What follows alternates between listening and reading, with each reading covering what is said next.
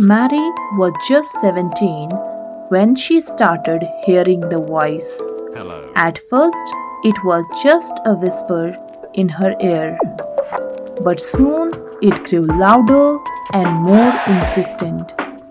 She named the voice Alex, and soon she was convinced that Alex was a real person, watching her every move. As the days passed, Mary's behavior became more erratic. She would talk to Alex loudly and even argue with him.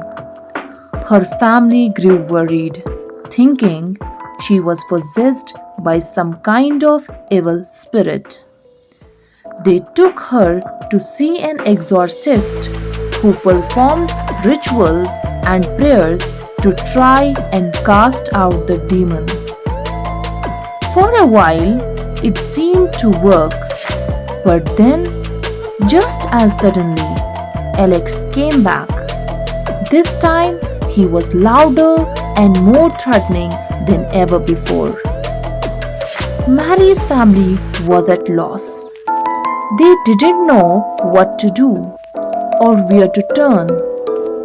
That's when they met John, Emily, and David, three others who were struggling with the same unseen force. John heard voices telling him to harm himself. Emily saw shadowy figures lurking in her home. David believed he was being controlled by an evil entity. Together, they realized that they were not alone and that their struggles were not the result of demonic possession but of a mental health condition called schizophrenia. With the help of a psychiatrist, they began to understand the science behind their struggles. They learned the ways in which their brains were wired differently. Most importantly, they learned that they were not alone and that with the right treatment and support, they could recover and thrive. Schizophrenia changes how you think, feel, and act. It might affect you differently from someone else. The symptoms can come and go too. No one has all of them all of the time. The person with schizophrenia can't tell when certain ideas and perceptions they have are real or not.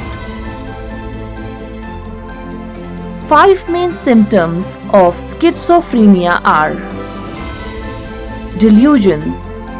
These are false beliefs that you hold even when there's plenty of evidence that those beliefs are wrong. For example, you might think that someone is controlling what you think, say, or do. Hallucinations. You still think you can see, hear, smell, touch, or taste things that don't exist, like hearing voices. Disorganized or incoherent speaking. You may have trouble organizing your thoughts while speaking. Disorganized or unusual movements. You might move differently than people around you expect. For example, you may turn around a lot for no clear reason, or you might not move much at all. Negative symptoms. These refer to a reduction or loss of your ability to do things as expected. For example, you might stop making facial expressions or speak with a flat, emotionless voice. Negative symptoms also include a lack of motivation, especially when you don't want to socialize, or do things you ordinarily enjoy.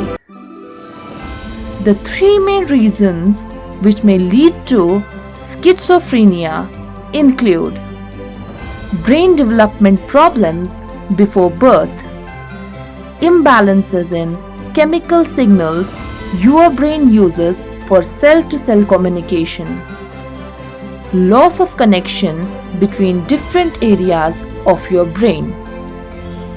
Mary, John, Emily, and David are just a few examples developed to create an idea what millions of people worldwide who struggle with schizophrenia face. Thank you for watching our video on schizophrenia. Remember, understanding and support is a key to breaking down stigmas and stereotypes. Let's work together to create a support for those living with schizophrenia. Share your story, raise awareness, and let's talk about it.